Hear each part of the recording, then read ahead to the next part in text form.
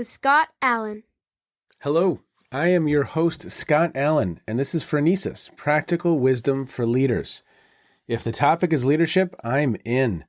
I've spent more than 20 years in the field teaching, learning, writing, and questioning.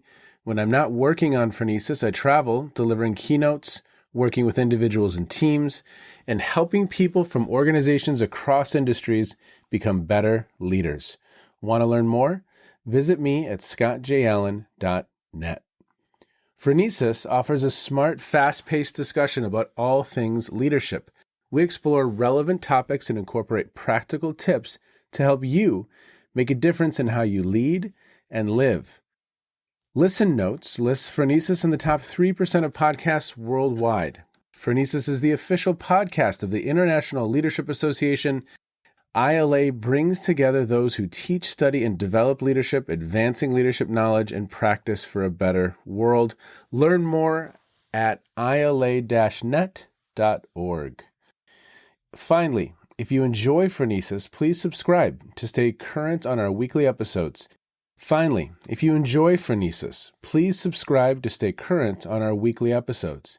If you find an episode that resonates, please share it with your colleagues and friends. And if you want more content, subscribe to my newsletter, The Leader's Edge. The link is in the show notes. As always, thanks for listening. And now, here's today's show. Okay, everybody, welcome to this episode of Phronesis. I am really excited for this conversation. I was just saying to my two guests that this is one of the more complex conversations that we've hosted on Phronesis. So an important, really important conversation and complex. And so I think if you are new to the topic of Bill Torbert's action logics, if you are new to the topic of justice, equity, diversity, and inclusion, or some call it JEDI, it may be really, really important to go ahead and go to the show notes, click on a couple links, and get yourself up to speed with those two topics before jumping in. We talked before we started the conversation today, we're not going to go to the full deep end, and these two can. I've read their work, and you have access to their work. We're not going to stay in the kiddie pool. We're going to try and stay in that part of the pool where our toes can still touch the ground, but we probably need the ladder to get out. That's what we're shooting for today. Today, I'm thankful to have two guests, and both have written a couple articles that, again, you can access in the show notes, and we're going to really focus a little bit on those two topics. So I have Aftab Erfan. She, her, is a scholar practitioner currently serving as the City of Vancouver's first Chief Equity Officer, where she leads internal transformation for a public organization of nearly 10,000 employees. Originally from Iran, she moved to Canada as a teenager. Her formal education is in environmental sciences, fine arts, and urban planning. Aftab did much of her growing up with the youth environmental movement, where she learned that activism is an effective antidote to despair. In her late 20s, Aftab completed an action research-based Ph.D. in community and regional planning at the University of British Columbia. I love UBC. I love Vancouver, where she subsequently taught for nearly a decade and completed a 4-year stint as Director of Dialogue and Conflict Engagement for the university. She has worked as a consultant on 4 continents, but finds much more meaning in working locally. Next to her family, Aftab's primary engagement is with the large systemic issues of our times. She wonders how we can become useful leaders in times of societal struggle, transition, and collapse. Now, I also have Amiel, Handelsman, and he is a seasoned executive coach with 20 plus years of experience helping leaders and teams navigate complexity. His clients have included college presidents, C-level business executives, and teams at every level. He is passionate about climate solutions and specializes in helping people deliver what they promise and build highly engaged workforces. Amiel is the author of 4 books, including Practice Greatness and the free ebooks Reimagining American Identity and How to Be an Anti-Race, Anti-Racist, and is a frequent guest on podcasts. He holds a BA in Public Policy Studies from Duke University and an MBA from the Ross School of Business at the University of Michigan. Amiel lives with his wife and two children in beautiful Ann Arbor. You two are from very, very beautiful places. I love Ann Arbor and I love Vancouver. To the two of you, thank you so much for being here today. Amiel, is there anything else that listeners need to know about you before we jump in? The main thing is that I'm going to be listening for the first 45 minutes and then weighing in. And I'm very happy to be here, Scott, with you, and Aftab, an honor to be with you. And Aftab, tell us what it's like in Vancouver today. I hope it's a sunny, beautiful day. It is a sunny, beautiful day. There's not a cloud in the sky. Oh, It's actually hot, which we almost never get. So yes, it's beautiful, and when you work for municipal government, you also know how chaotic it is, and everything is happening from dogs barking to fires maybe breaking out to homeless on the street. It's complex, beautiful and complex at the same time. yes, yes. Well, thank you so much for the two of you being here. And as Amiel said, we are going to really start with the conversation because Aftab wrote an article and it's published in the Integral Review. And it's an important article that's really blending two pieces of literature in a very, very nice way. And the article is called The Many Faces of JEDI, a Developmental Exploration. So would you take us into maybe even just the origin of really combining these two topics? Because I really, really enjoyed this. It really was a captivating read in so many ways, blending these two topics in a very, very cool way. Well, thank you. And I'm so happy to be talking about it. I would say I have been, in some ways, on the margins of the adult development community for a very long time. Bill Torbert, who I think has been a guest on your show, has been a close friend and colleague of mine for a long time. And he developed this model of thinking through how adults develop during their adulthood. So we kind of take it for granted that as children, we grow and we learn new things, and not just new things, but we kind of increase our complexity, if you will, of how we deal with the world. And it turns out that in our adulthood, we do the same. Bill and I, for a while, were interested in how do we take a concept like power and talk about how it grows, how our conception of power grows as we grow. So the way that, when you're teenagers and then you think about power is usually not the same way that you would think of it when you're 70 years old, and like, what is the progression of that? And so we've done this exercise of looking at power and love and the concept of making mistakes and the concept of inquiry. What does it look like at every stage of development, or what Bill calls action logic? And then I was finding myself, I've been working in this area of diversity, equity, inclusion, justice for a long time. And the first pandemic Christmas, I had a lot of space, there was no family around. And I was like, I just had this like space to dig into what I was doing and think a little bit more deeply about it. And so I had this idea of, what would it be like to apply the lens of development and of the action logic to the area where I do most of my work. So how does our understanding of diversity, equity, inclusion, and justice change as we grow and as we find ourselves in different stages of development? So that's kind of where it came from.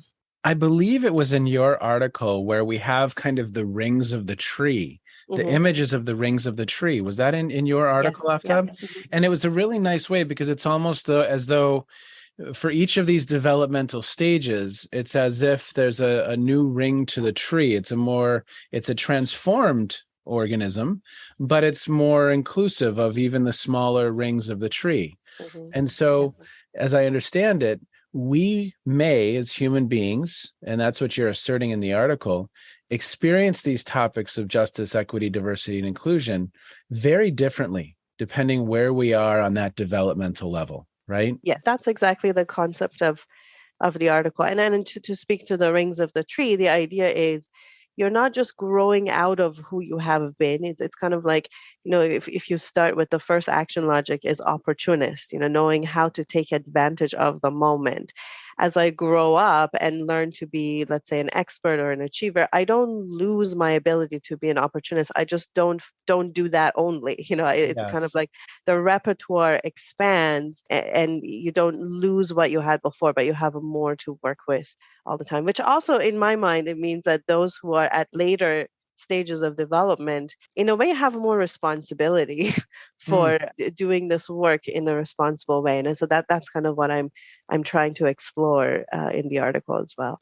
And what's interesting about this whole conversation is not only might some of the individuals who are engaged in conversations around JEDI might experience the conversation differently, but even I would imagine educators, coaches, practitioners who are delivering content who might be at different stages are also experiencing the content in a different way. Is that accurate?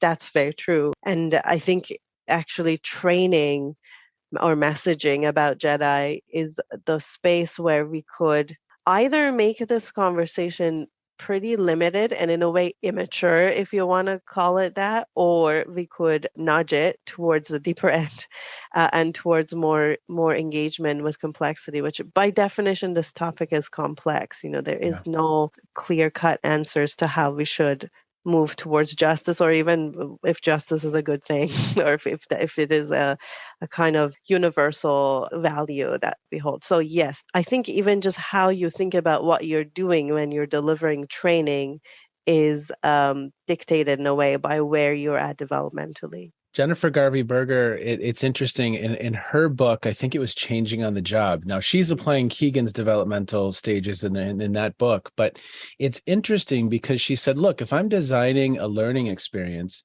I'm going to design to these different stages and ensure that I'm hitting these different stages in the design of the curriculum, which I always thought was kind of a very, very interesting perspective. In Northeast Ohio, where I'm located in the United States, I've engaged for probably 5 or 6 years where I'm partnered with another individual, and the day is really around power, diversity, equity, and inclusion in Northeast Ohio. Mhm. And it is so fascinating to look out at the audience. And I wish there was a way to verbalize put image to what I'm about to say, but you can just see people's minds at vastly different places. Mhm, mhm. Some people are like, huh, this is a thing. And other people are frustrated and tired and just, let's move on from the conversation. And other people are just frustrated and tired because they've been having the conversation for so long and things aren't changing the way they want to.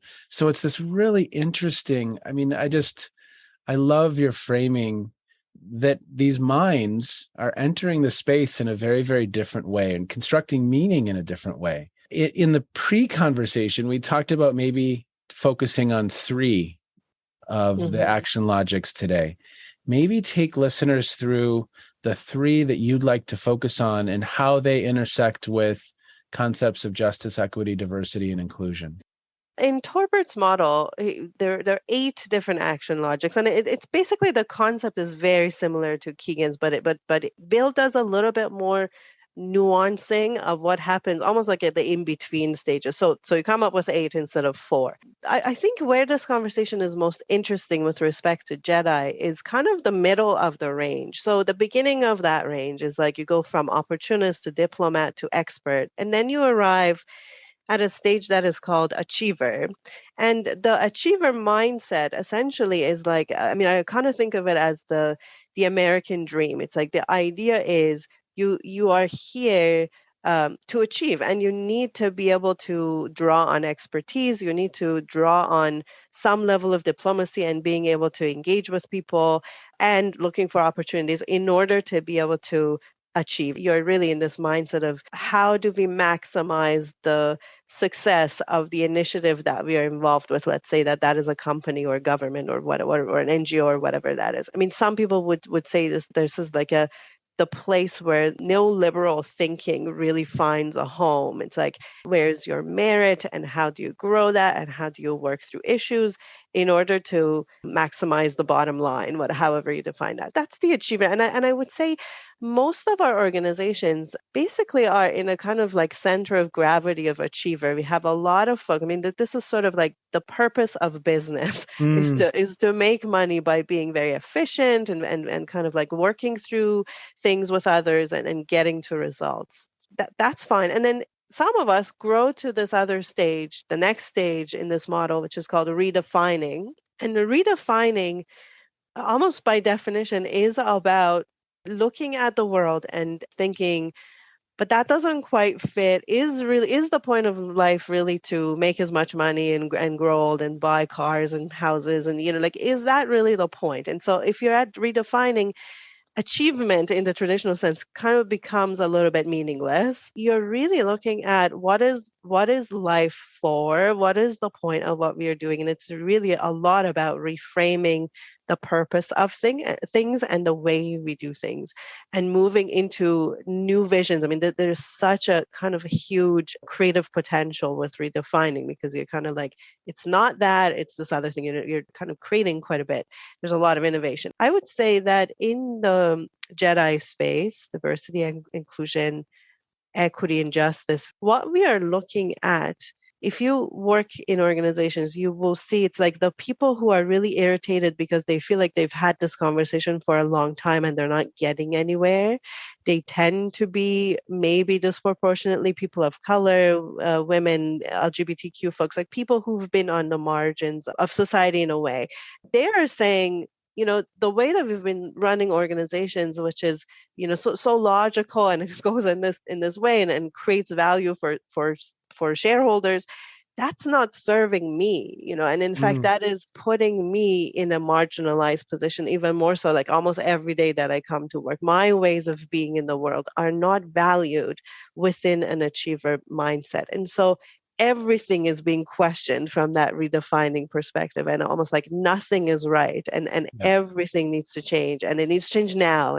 And so part of where redefining is also, there's a lot of certainty about things. It's like there's a kind of a righteousness potentially about things. I mean, we see the answer, these people don't see the answer, we see the answer, and why aren't we going there faster? It's a really, again, super transformative place to be. It's super creative, and also a lot of conflict happening, I think, really between redefining and achiever in organizations. If we look at just the next ring of the tree, the next stage is called transforming. The idea in this stage is that you become very comfortable with the notion of polarities, that there's this, but there's also that. And it's really about integration of things that seem seemingly opposite to each other. But if you want to really find a way through, you need to see the truth of both of them. There's less rigidity, both about, what's the point of business, but also about what's the solution to solve what we are dealing with. In a way, there's a lot more flexibility here within the transforming action logic. And some of the clear-cutted ways of thinking that are characteristics of redefining begin to fall away. So there's just much more nuance. That's actually where we want to move people. If we are really actually serious about achieving justice, equity, diversity, and inclusion, it is a transformation project, and we need to do it from a transforming stance. We actually can't do it within an achieving stance, really, or within a redefining stance. And so a lot of, the kind of thing that I find myself doing in my role is like appreciating what the achiever and the redefining are bringing to the table, and trying to work through them and, in a way, work past them and integrate them into something that we could be potentially working with. So I think that's a little bit abstract, but I'm hoping it's making some sense.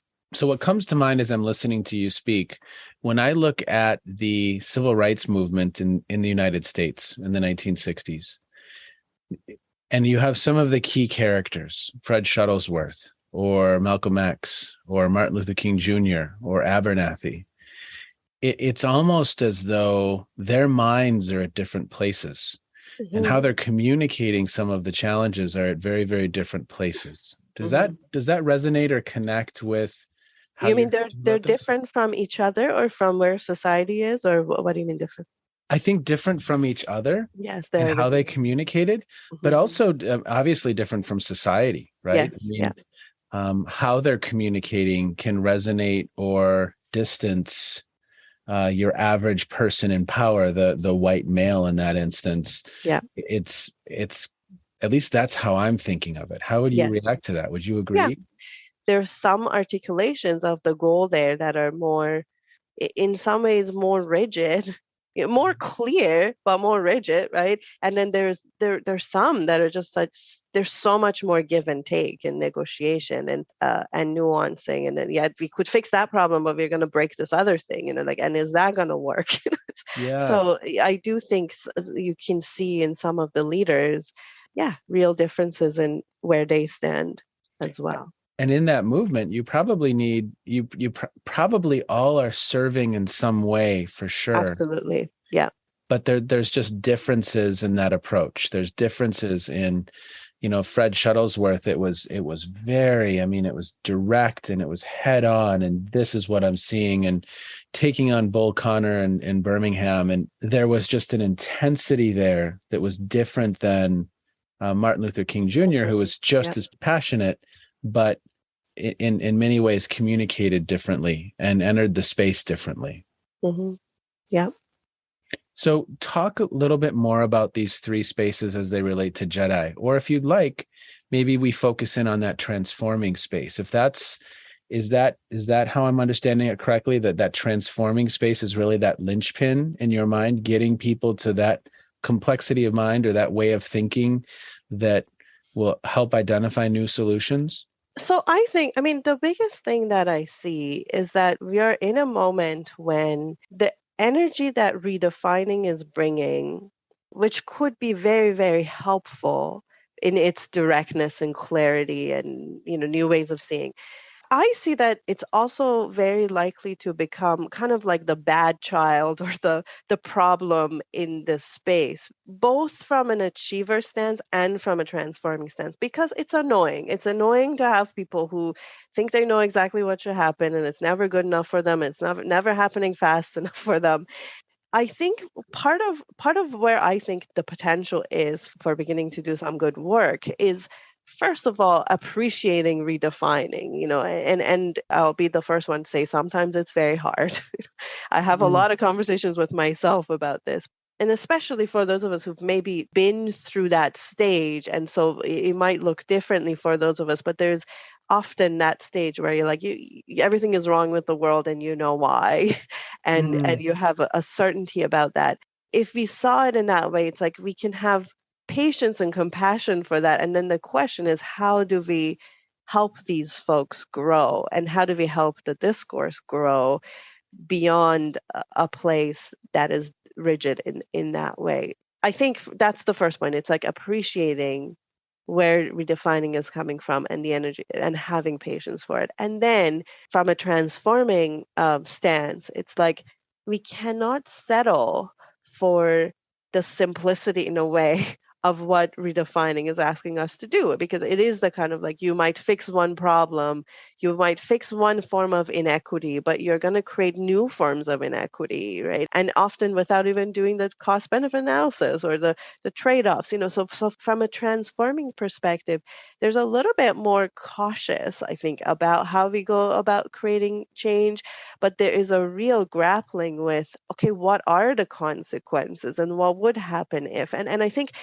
a mistake that we often make is not bringing enough people into the complexity. So in my organization, there are folks who are really kind of, we think of them as activists, but it's really folks who are taking redefining all the way there. Again, we are less likely to bring them into solution making because they are difficult to work with because of the kind of uncertainty energy that they're bringing. But I think that's a mistake. I think if the way we get out of this is actually almost like forcing redefining to engage with complexity that we can see if you're sitting somewhere else in the system.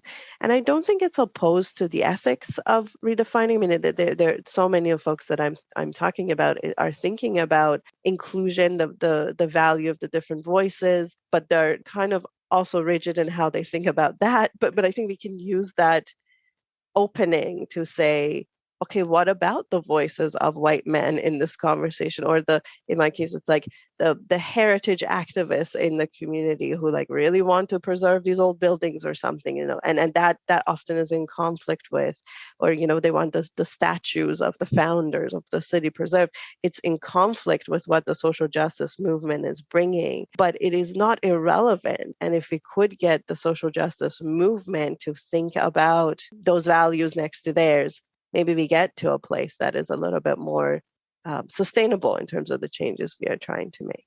That's a really interesting word there, sustainable, right? Would you say more about that, sustainability? It's something that can be, it's just like a little bit more durable, because we could rip down the statue in front of City Hall and then there will be something else replacing it. There's no stability in using force or the certainty of a certain position to break things down. That's it might feel like a move towards justice, but it is unstable and it's fragile. And the moment there's an opportunity, it's going to get reversed. I meant sustainability in that way of Sure. something that we have enough agreement on that we could say, no, actually, this is to the best of our knowledge right now, this is the better way to be, or this is the better way to present or engage or whatever it is. So I'm going to mirror back what I'm hearing just so I can check for my own clarity, because I think we have folks in this redefining stage, as I understand it, be maybe a little more dualistic in their thinking. They think they have the answer. This is what we need to do. This is immediately what needs to happen. And there's solutions in front of them. And at times there can be an impatience around that. The transforming action logic is going to see some of, like you said, those polarities.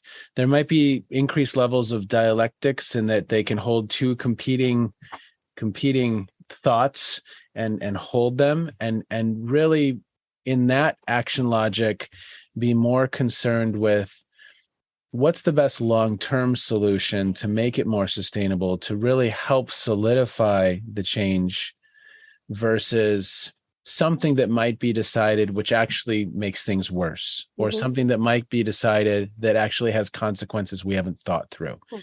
And there's a need to help the folks in this redefining space.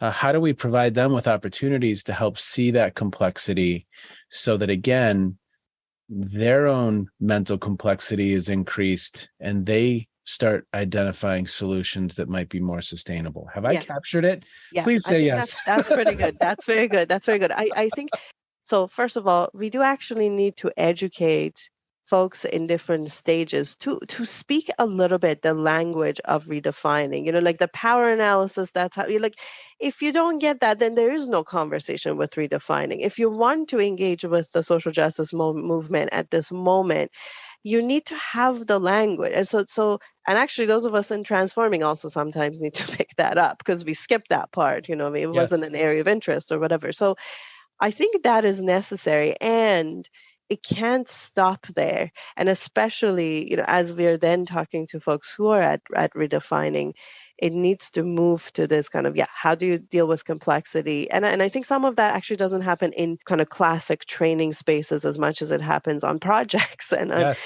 bringing folks into trying to co-create solutions. What else do we need to, before we move into and invite Amiel into the conversation, what else do we need to know about your paper that you'd like to underscore, so that listeners have kind of that foundation before we bring in Amiel? I think the only other thing that is important to add is actually to say there's a critique of the developmental literature and the kind of adult development ways of thinking, which would say that it is elitist, that it is focused on high up people in organizations who already have a lot of power and can get to go on retreats and develop their minds and their ways of thinking. I've taken that very seriously, because I think it is a kind of a paradox in my work. And I've definitely seen developmental work used in that kind of way to essentially give more power to people who already have power. Yes. And at the same time, I think there's something in developmental theory that does the opposite. The kind of examples that happen, it's like, you come into a group and you do a developmental analysis and you see where different people are at. And it often happens that people with less positional power are actually more developed because of their life experience. And of course, people who find themselves marginalized actually often also grow from that. If you're the only Black person in your organization, you see the organization with new eyes. You see the complexity of what's going on in a way that you don't if you're part of the mainstream. So I do think developmental theory is a tool, and I think there is this like really important choice about how we use it. And of course, that's also a developmental question. How do you use it depends on where you're at. I don't want to dismiss it on the basis of being elitist and anti-equity. I don't find that is true. I think if you use it responsibly, it actually has the possibility of illuminating some of what social justice activists would love to illuminate, which is there are different and more complex ways of thinking on the margins. And giving some power to that actually is going to help all of us. So I think that may be a bit of a nuance, but that feels pretty important to me as a person who's working in this intersection. You said something there that was really, I think, important. It's a tool, right? Mm-hmm. And like any tool, tools can be abused, misused, and it's a tool. And so I think acknowledging some of the potential downsides of the tool while also acknowledging some of how the tool could serve, I think it's critical, right? Mm-hmm. Yeah. I mean, the way that I use this tool is sometimes just using it to make sense of the situation I'm in. Like, are these people just being difficult? Are they just being bad? Or is there something like maybe they're elsewhere developmentally? Like I can have much more patience for that when I see it with that lens. It is like working with my, relating to my younger siblings as opposed to somebody who's being intentionally difficult or Yes. digging their heels in or something like that. Yes. We're going to bring Amiel into the conversation, but I want to read something because he read your paper and there was a reaction to the paper. And this is one thing I just absolutely love about academia is that there's this dialogue. It's not always a dialogue like this, but it's a dialogue sometimes just on paper. So I'm excited to have the dialogue in part, on phronesis today. But I love the spirit. I could not be more delighted that my little mini faces paper has been met with such thoughtful engagement and anticipation of its publication, and that you wholeheartedly appreciated his response. Right? I mean, I think that's just a great spirit in this. We are in dialogue to try and better make sense of some of these concepts in service to hopefully making the world a better place. Mm. So, Amiel, you have been quietly listening to our dialogue. What would you like to elevate and what would you like to bring into the conversation for us and listeners to consider? Well, quietly is probably one of the better ways to listen, isn't it? Yes. Well, yeah. So Touché. since Aftab, since you shared how you came to write this is really about your paper. I just wanted to share how I'm even in this conversation, which is while your paper was in its draft form, a mutual friend of ours sent it to me and thought, given my interest, it would be something I would find enticing. And I just was like, wow. And I wrote you an email afterwards just saying how much I appreciated it. One of the reasons is that I think it was the first time I'd ever seen this framework of action logics, developmental stages applied to this topic. And it's a bit of a barren landscape when you're developmental, if you don't have all those things. And so what I had seen was a lot of people in my world either fully accepting redefining or attacking it mercilessly. Could you say more about that, sir? Being subject to the action logic, which all the things that Aftab described, both the gifts and the limitations of that action logic, but really not realizing, oh, I'm criticizing everything with certainty, but simply doing it, right? Not being aware of it. Mm-hmm. And then there's also a whole group of people that are very, very critical of redefining for a variety of reasons, either because they come from an achiever or prior framework, and it's like, what the heck is this? This is strange or bizarre or threatening, or are like, hey, I've grown beyond that. That's, enough of this critique. And what folks, and I found myself in these conversations was spending all of our mind share just saying, either being in redefining or saying, this is so harmful. It would go so much better if redefining wasn't running it, which is ludicrous because it wouldn't exist otherwise, right? That was written, And what the paper did was say, let's look at many faces, as the title is. Let's look at the full thing. And I was like, wow, this really expands. And instead of just spending all of our time talking about one, let's look at all of these, and then essentially I heard Aftab was submitting it to this journal. It's 5 months passed. I wrote an email to the editor of the journal who I know, and I said, hey, did you ever publish that? And he said, yeah, I'm actually, we're going to publish it, and it's running in a couple of weeks. And I said, is there time to write? I really would like to write something about this. And so I just crammed it in at the last second, which made it way too long. And, and didn't give Aftab any time to respond. She was going like a vacation with your family, right? So it was just like a bizarre, a lot of it was appreciated, but there's part of it that was sort of I was called supplement, but it was some critiques. It was just like a last second thing, which I really don't like doing, but I was so excited about it. I really wanted to be part of the conversation. Talk about some of the points that you bring up. Again, I think what's fun about this is that it's a dialogue. And so what are some pieces that you're entering into the dialogue? Well, I want to say that, but also ask a question to Aftab too about that, which is, I wrote in my piece that one of the great virtues of the paper is the explanatory power. As Aftab said, it helps make sense of situations. And I wondered, there was this great story that you open the article with about sort of a tension between two people. And I wondered if you'd just be willing to briefly share that, because I think it tells a good story. Sure. Yeah.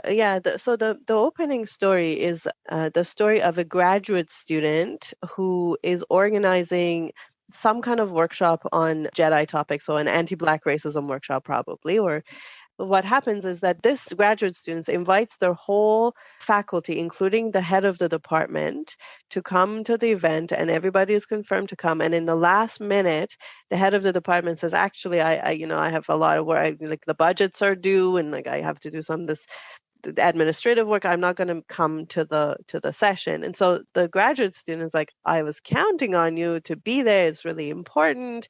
We never learn enough about this topic. It's important we learn in community. And the head of the department very quickly goes to, well, I already know this content. I had a Black student. I had a Black friend growing up. I don't really need this education. But they miss the part that's like, the head of the department being in the room is actually quite important. That is systems thinking. That's thinking not about just individually what do you know, but what is your impact in the room and the impact of your absence. And so they're kind of like, I talk about them as like ships passing each other in the night. They don't meet. And the story from the graduate student who's probably in the redefining stage is like, this person doesn't care. They're racist. They don't think this is important. But what really is happening possibly also is like they're developmentally in different stages. The kind of thinking about the impact on the group is not something that's top of mind for the head of the department. They're probably in the expert or achiever stage, which is kind of below. And so it's a situation of the more junior person having a higher level of thinking in a way, but they're missing each other in the night because of that difference. Yeah, what I really appreciate about that story is that if you either were in one of those two people, and at some point you could understand what you've just said, or any of us listening, it really is a compassionate understanding of the situation, rather than just this person is bad or racist or man, or whatever it is. Mm-hmm. And then there also might be the judgments that the boss might have had of the other person. Mm-hmm. It's like, yes, wait, there's some differences here. And appreciating and staying in a place. I think one of you wrote about this. Let me know if I'm off base here. But there's a curiosity in that difference versus a natural place for many of us to go is judgment. But that curiosity in that difference can be an important habit of mind, it would seem. Yeah, I think that's definitely a key point here. But right now I'm thinking about one of the projects of redefining is calling out white privilege, right? I think that's one of the more controversial, when Amiel, you're talking about the folks who just critique the social justice movement and where it's at. Some of it is that it's like that concept is so rigid. And so, yes, there's white privilege, and there's also all kinds of lack of privilege, and you can't read every situation with that lens. It's like just because you have this hammer, not everything becomes a nail. Like, so what this invites us to do is, curiosity, exactly, about the person who is, maybe going around with that hammer. And also, ideally, from them, the ability to see other tools in the toolbox, or be able to listen to even the story of white folks who do and don't have privilege, and like, how do you hold white privilege? Like having a conversation about that. In some of the redefining circles I'm adjacent to, it's a taboo conversation to even say what is the experience of white people. Like, they've taken up enough room. Like, we don't want to give them any more room. From my perspective, it's like, if we don't have some curiosity about that, we are not going to move past the stuck place that we are in. So yes, I think it's very much inviting and like creating a little bit of a mental model for what is essentially conflict between different portions of our society right now, to be able to have some understanding of where others are at, so we could be less stuck. Amiel? I agree. And, one of the things that story reminded me of, in my own experience, and this just gets back to this place of being really compassionate with ourselves, is when I was in my late 20s, I was doing this project in the city of Detroit and meeting with pastors, and it was all focused on Black entrepreneurship, as we called it, or minority entrepreneurship, banks and community organizations. And there's a lot of different interests. And I found it incredibly stressful to handle all these different interests. I enjoyed my conversation with each person, but then what am I going to do with all these people? And interestingly, I would go back to my apartment at night, and if you looked at my apartment at the time, I had all of these goals and exhortations and declarations. I had just come out of an MBA program. So I was like achiever, achiever, achiever. And I really was quite harsh on myself for not succeeding in that endeavor. And there were a lot of reasons why it wasn't successful, some of them me, some of them outside of me. But reading this article, Aftab helped me appreciate, hey, I was really very achiever-like. You wouldn't have expected me to be able to manage all of those interests and differences. So there's patience with others, but I also wonder whether there might be some sense of like forgiveness with ourselves when we haven't been up to this. And I just wondered, Aftab, if you had any comments about that. Forgiveness for ourselves and our past selves and how we used to be. Yeah. Yeah. I mean, I experienced this. I mean, the thing that we haven't said is I actually wrote my article in the first person. Like, the whole thing is written in the first person voice.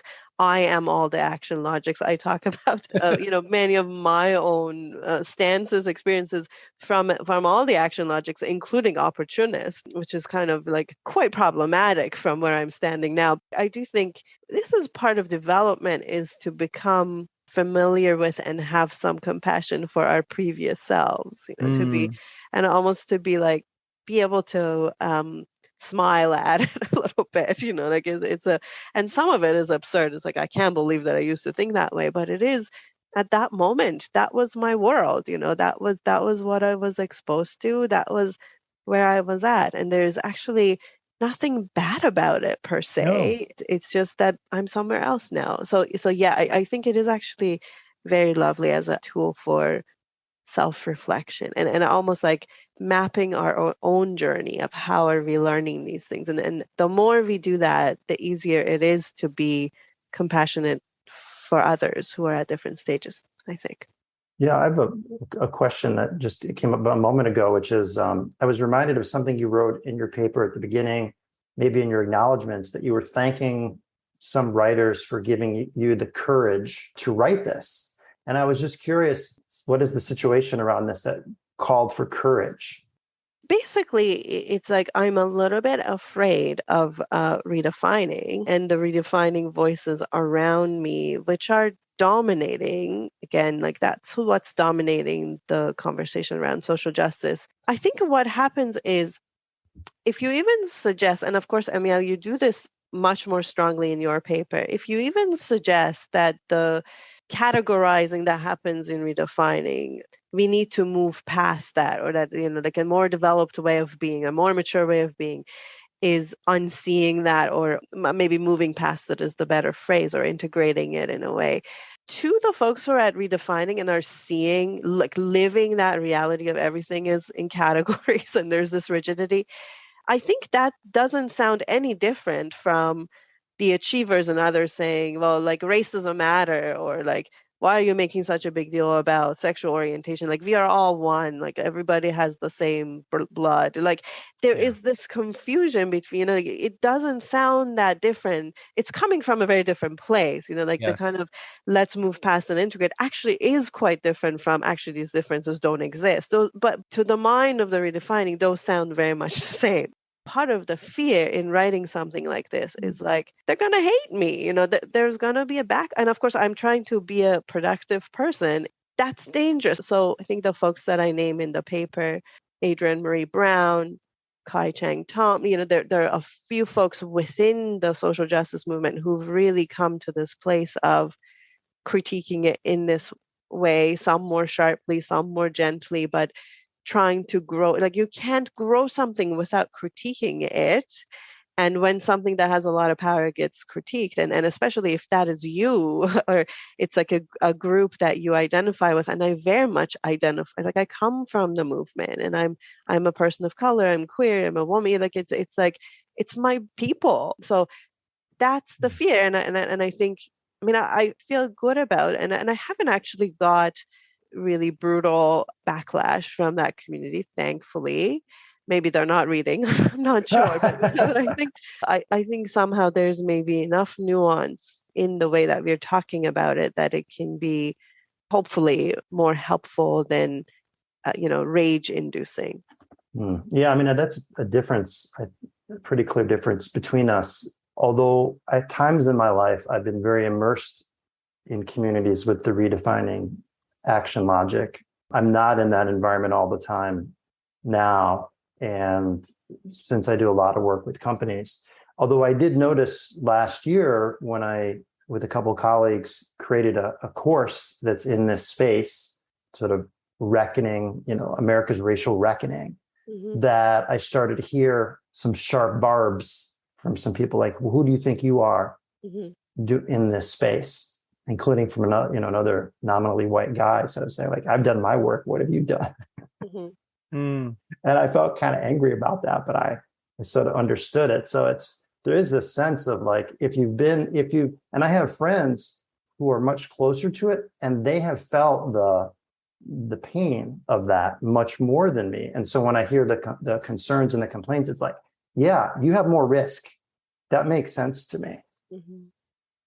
And now that I'm entering this space, there's a little more risk, I guess you could say. So I feel some of that sensitivity too, as well.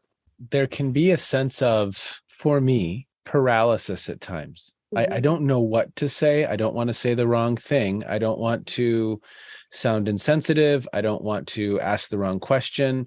So at times, some of those minds that I see out in the audience are a little paralyzed. They don't know how to enter. And they've seen a couple people enter, and boy, that didn't go well. So now they stay quiet. And then we miss out on some of those opportunities to stay in that place of curiosity and trying to understand, going back to this basic Stephen Covey, seek first to understand, and just appreciate other people's lived experiences. It's hard. It's complex. Yeah, it definitely is. I tend to think, for example, that these conversations happen better in small groups. Almost any time I'm running sessions, it's like going back to the intimacy of we are sitting with another human, because the conversation has become quite polarized, and yet there's like a judgmental tone to it, and there's like a kind of a strong sense of what's right and what's wrong. And so that works for the people who are in it, but it makes a pretty high barrier. And I don't think that's the intention.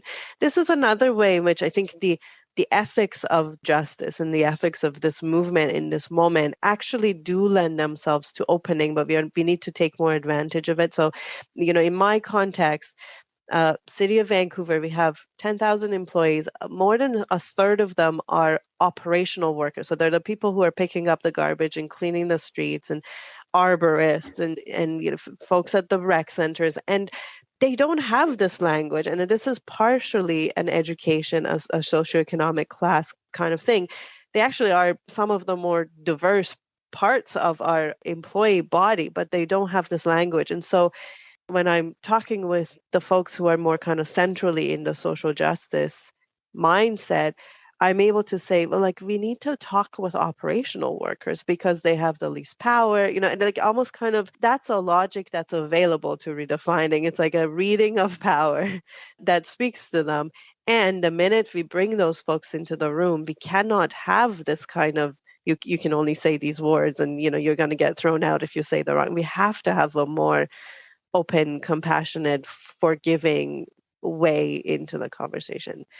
So yeah, I feel like I spend a lot of my time kind of engineering. It is a kind of similar to what Jennifer Garvey Berger is saying. It's like, which action logic am I speaking with? What do they understand? And how can I use those constructs to bring in pieces that would help grow Yes. where they're And not at shut now. down, right? I mean, Yeah. because again, if done incorrectly, or if as soon as people start feeling defensive or triggered, I mean, regardless of where someone sits in the conversation, then that can shut down versus give life to dialogue. Biases are confirmed, and it ends up really, really challenging progress. Mm-hmm. Mm-hmm. This raises a related question for me, which is, what are the terms for people engaging in the conversations? And in some places or many places, everyone is required to take a training. And in other places, it's, opt in, come to the conversation if you would like to. And this distinction is very familiar to me here, but also just generally in the leadership development space, right? Where it's like everyone needs to come to this workshop or training, or if you're interested, come. And over the years, I've often been negotiating and battling my clients to say, you're not helping yourself if you require everyone to be here. Most of the time, there are exceptions. And I just was curious what your experience, Aftab, has been around this. Yeah, there's actually some literature on this specifically with respect to equity, diversity, and inclusion training. And essentially what they're finding is that mandatory training tends to backfire. I think for the same dynamics that you're pointing to, like people having to be here in the conversation with these terms makes them more resentful. I mean, it's a very live conversation in my workplace. And do we go mandatory, or do we continue to be in this more sort of like offering things? I think, yeah, I mean, my kind of general sense is that whenever you force people to do something, you create resistance to it. And I would much rather make the revolution irresistible than shove it down people's throats, And I do mandatory. Actually The revolution is mandatory. Yes, the revolution, mandatory revolution. Yeah, I mean, I think we are in a moment, and I mean, we are 2 years past the summer of 2022, murder of George Floyd, a few years after the Me Too movement, but I think we are still in this expanded moment of people realizing, I need to pick some of this up to be in better relationship with people close to me. And maybe that's my children, or is my coworker. I mean, there is no escaping this. And I think there is much more of an attraction there, more of a carrot there than a stick. And I don't think we have yet in most of our spaces enough compelling trainings that people would voluntarily walk into, and that's definitely been my focus of what we create more of, as opposed to a mandatory everybody must have this. But I do find that socializing some of the language that we talk about is helpful. Like people knowing race is a social construct. It's a pretty complex concept, but people getting that is helpful in then having a conversation. Or like systems are racist versus individuals are racist. Like that's useful for people if we can socialize it in accessible ways. But that doesn't necessarily happen in the training. I think that happens in the way that we do day-to-day communication in a space, or when something is in the media, I almost always will comment on it in an all staff email, because that's a much better learning opportunity than a difficult conversation where like you don't know what to say and you're trying to perform and be a good employee and the terminology. Mm, Does that make right. sense? I mean, yeah, this again, it's just this underlining this point about making use the word enticing, making the space as enticing as possible. And not everyone's coming for the revolution. Really, most people, if we're including everyone, most people are not there for a revolution. We all have different interests. I liked what you said about being able to relate to people that you care about. And as part of that, I would say, or simply relate to people that you have to work with every day, whether you really care about them or not. Work can be better and less stressful when we have some of these skills. And I feel like that sense of self-interest and enlightened self-interest is really an important part of expanding the space. So I really like that you emphasize that very much. You've spoken about it as being around power dynamics and sort of white privilege. And I'm just curious, in your experience, how much are those terms intrinsic to that action logic, whether it's today or 100 years ago or 100 years from now, or how much of that is that action logic interpreting a certain philosophy of the world, so to speak, that's very much about this particular period of time? I'm not sure I know exactly the answer to that question. I do feel that redefining, by definition almost, loves new terms and making up new phrases. And then of course we have social media, so you can kind of like really make a new term or a new hashtag or whatever catch on. So I think a term like white fragility, it has become its own cultural phenomenon at this point. Is it something that has been around for a while and is connected with other existing philosophies? So hard to say. Yeah, I'm not sure I know for sure. I feel like I would be making it up if I try to answer. It is a packaging that is for this time and is maybe looking to be more new than it actually is, which is why the question is difficult to answer. Amiel, how do you think about that question even? One, also, I don't know. Two, sometimes I have a sense that connecting this particular action logic within us, the redefining action logic, with some of these particular perspectives actually makes that action logic appeal less appealing and actually diminishes from what it offers. And in some developmental models, there are healthy and unhealthy expressions of an action logic or stage. And also sometimes we might talk about an earlier action logic, quote unquote, hijacking the ideas created at a later action logic. The classic example being 19-year-old kids taking critical race theory, critical theory, and applying it through a not so mature action logic. In some cases, I mean, expert opportunists, really. Yes, for sure. And then what happens is we have all these news stories around, particularly from certain parts of the media, showing all these horror stories. And it isn't necessarily the redefining action logic. It's these actually kids that are much more immature, kind of spouting and trying to make sense of these ideas from an earlier place. Yeah, that's definitely true. I mean, I think that's how the kind of social justice army is created in this moment. It's not that all the folks are at a redefining action, which is actually quite advanced. It is attractive and it's easy to jump on the bandwagon for the much earlier action logics, which is really, it makes it pretty difficult. Interesting. Very interesting. Wow. There was this other point that you make in your paper and you spoke about, which is how if I'm marginalized in a certain way, there's an opportunity for me to see these complexities. I'm almost forced to by circumstance.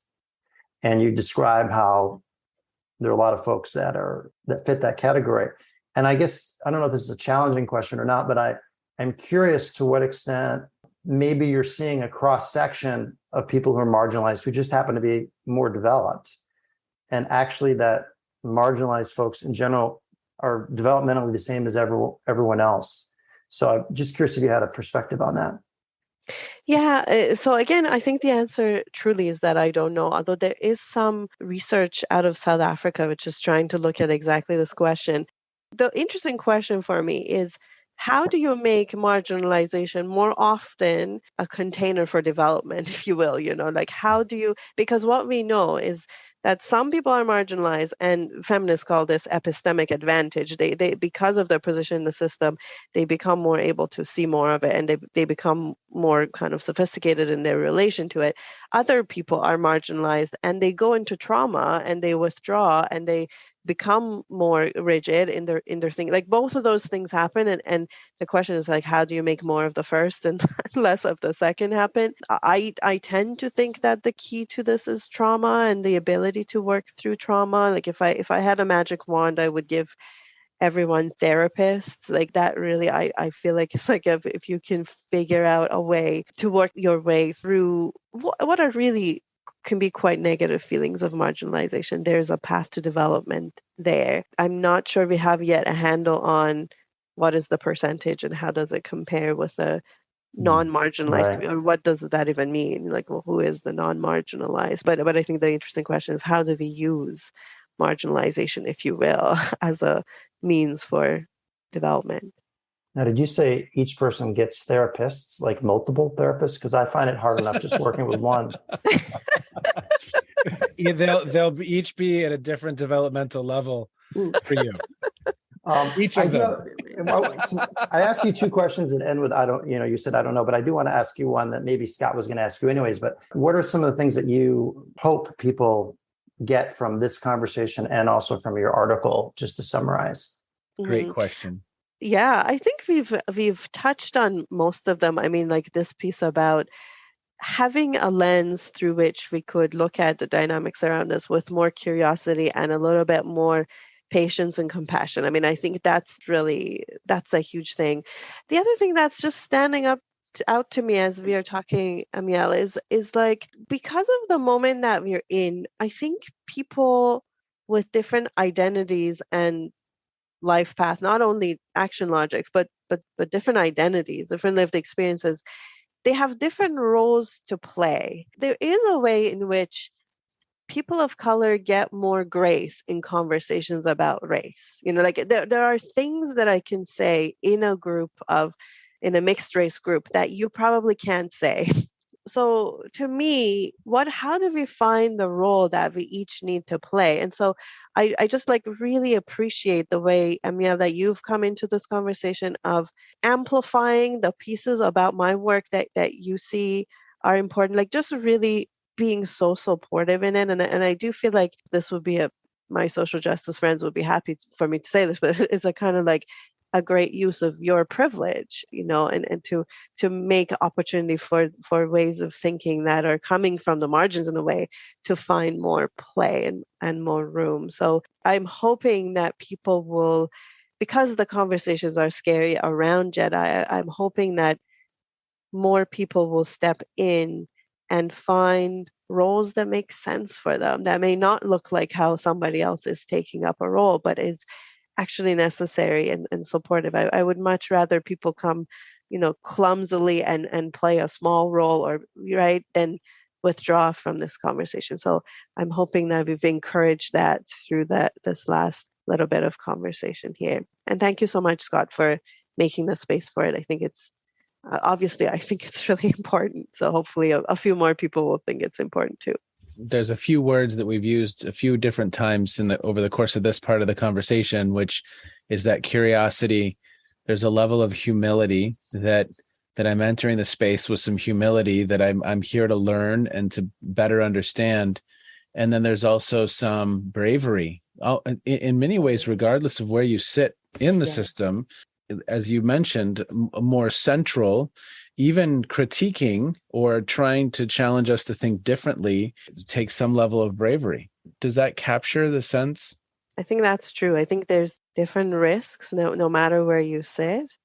And yeah, it takes bravery to be part of it for sure. And it takes a kind of like an honesty about what that risk is. Like I'm probably not going to lose my job, even if a bunch of people hate my paper.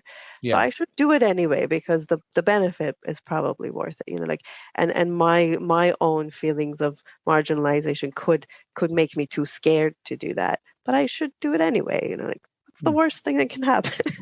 Not so bad after all.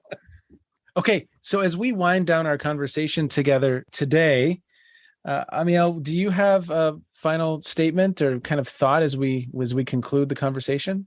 I loved being part of this with the two of you. And as I said at the beginning, I'm piggybacking on this piece of writing that Aftab, this very, very original contribution that she wrote. And so I'm just grateful that, I don't know, I was raised to stick my nose into things and speak up, and also that Aftab welcomed the dialogue.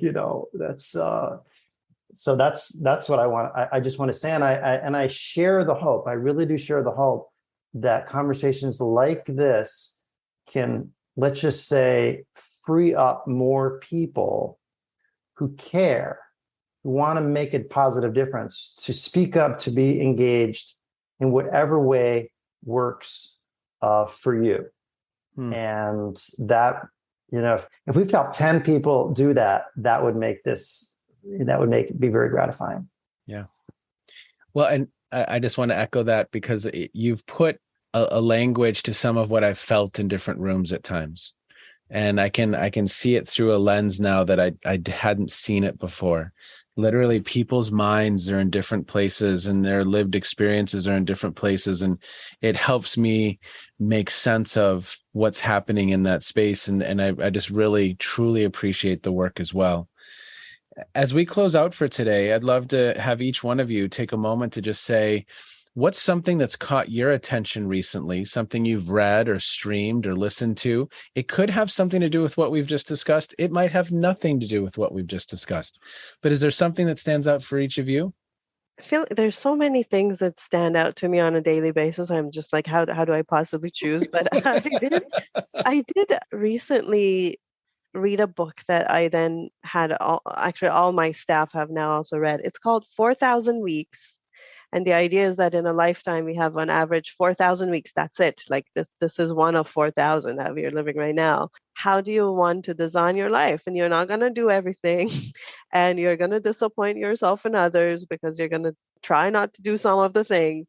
I mean, I think it relates in a way to working in the JEDI space, because there's just unlimited things to do and it's never done. And we know, the arc of the moral history, it's very long and we're never going to be done. So I think there's something very wise and kind of important for self-preservation and for relating to the world in this curious, compassionate way that we've been talking about, that, it couples well with this idea of being realistic about the time we have. So 4,000 Weeks. I think the subtitle is Time Management for Mortals. And I really recommend it. Oh, I will put it in the show notes for sure. Amiel? I'm just thinking about how many weeks I've accrued. You've got left? I think I'm at 2,700 or something so far. So that's great. That's an optimistic view. To answer your question, for me, there actually is one big thing that has come to my attention recently, which is a book called Ministry for the Future by a science fiction writer named Kim Stanley Robinson, whose books I've read for quite some time. And his book is, you might describe it as a near-term, he's science fiction, so it's fiction, but a near-term plausible future of humanity actually turning the tide on climate change. And it has a variety of protagonists. It has a lot of economic and financial stuff. It's got terrorism. It's got a very small love story. But what I really loved about it is, unlike a lot that I take in around climate change, it's a narrative format over 20, 30 years. So I could actually imagine this happening. And it's touched me, I think, more than any book in the last 20 years, and inspired me to double down, so to speak, on my work in that area. So ministry for the future, worth some of your 4,000 weeks. Like, you're going to spend at least a couple. So it would take, it might take part of a week, spend part of a week on it. And then part of a week talking about it. So it provides almost a path forward that seems reasonable. Is that accurate? It seems plausible. I mean, okay. And I'll just briefly, he imagines all of the central banks in the world agreeing to create a so-called carbon coin that, if, say, an oil company decided to keep their oil in the ground, they would receive a certain number of coins for that. They'd get paid to keep their oil in the ground. And there'd be carbon quantitative easing. We have all this money flowing in from the central banks, but it'd be for the purpose of something other than saving banks' rear ends. It would be for the purpose of saving our whole way of life. Yeah. So it's very imaginative, and yet it could happen. And so I found it real exciting. Well, to the two of you, I'm just very thankful for the conversation, and thanks so much for the work that the two of you do. Appreciate you being here today, and take care. Be well. Thank you so much. When people ask me about the podcast and they say, are you enjoying the process? I oftentimes will say, yes, I love it. It's kicking my butt every week. Every week, I'm in conversations with people from somewhere in the world who are doing incredible things, who have expertise that I simply don't have. And this is a great example of that. In this conversation, I am in the deep end, and there's an important lesson there. I have two individuals, two experts here with really important perspectives for me to understand. And I know I have more work to do. I know I need to better understand this topic, but I'm not there yet. And the practical wisdom for me is, look, a couple times a month, a couple times a week, are you in conversations where you don't necessarily understand everything that's being said? You are in the deep end. You are jumping in and, as Joe Hart would say, taking command. That's next week. Taking command and putting yourself out there and engaging and using that superpower of curiosity. So that's the practical wisdom for me. It was an incredible conversation. It was an important conversation. As I reflect on the conversation, what I appreciate was the fact that I was actively learning in real time. And I think the three of us were learning in real time. And for me, that's motivating. For me, that's energizing. And I hope it is for you too. As always, thanks so much for checking in, everyone. Be well. Take care. Bye-bye. You have just finished another episode of Practical Wisdom for Leaders with Scott Allen. To contact me, visit scottjallen.net or send me a note at scott@scottjallen.net. I'm also on LinkedIn, so let's connect. If you have feedback, I'd love to hear it. And as always, thank you so much for listening. And now here's my daughter, Emily, with the outro.